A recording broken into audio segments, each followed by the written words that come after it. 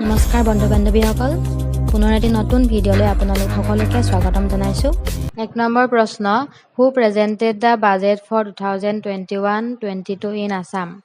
অসমত 2021-22 বৰ্ষৰ বাজেট কোনে দাখিল কৰিছিল? ইয়াৰ উত্তৰটো হ'ব অজন্তা নেওগে। 2 নম্বৰ প্ৰশ্ন, which branch of study deals with the history of life on earth as based on fossils? অধ্যয়নৰ কোনটো শাখাই জীৱাশ্মৰ ওপৰত ভিত্তি কৰি পৃথিৱীৰ জীৱনৰ ইতিহাসৰ বিষয়ে আলোচনা কৰে?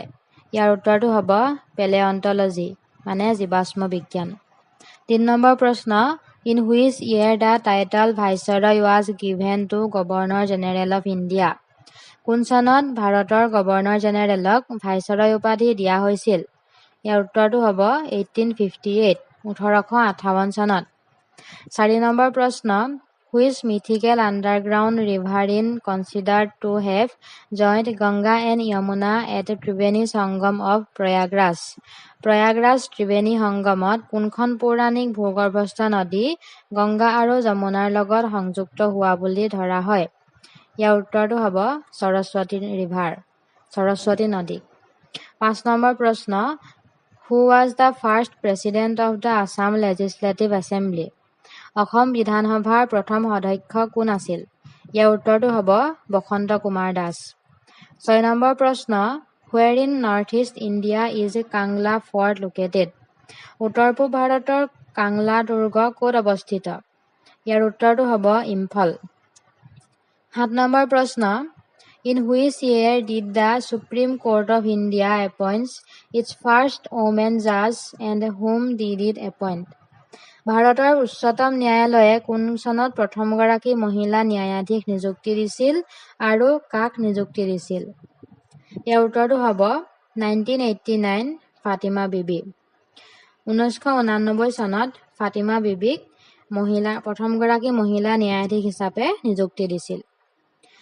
8 নম্বৰ প্ৰশ্ন, in which year did the British transfer the capital of India from Kolkata to Delhi? কোন চনত ইংৰাজে ভাৰতৰ ৰাজধানী কলিকতাৰ পৰা দিল্লীলৈ স্থানান্তৰিত কৰিছিল?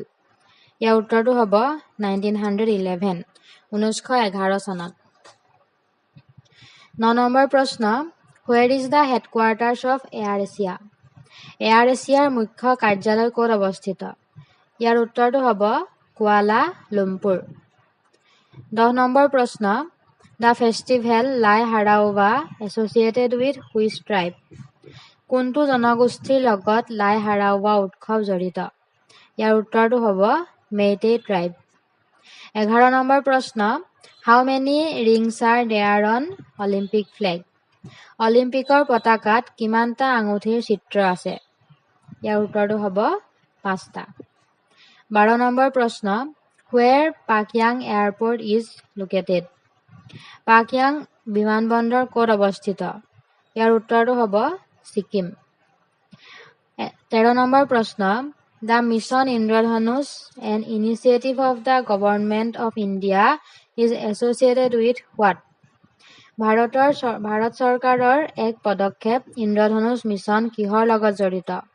ইয়াৰ উত্তৰটো হ'ব ইমিউনাইজেশ্যন, টীকাকৰণৰ লগত জড়িত।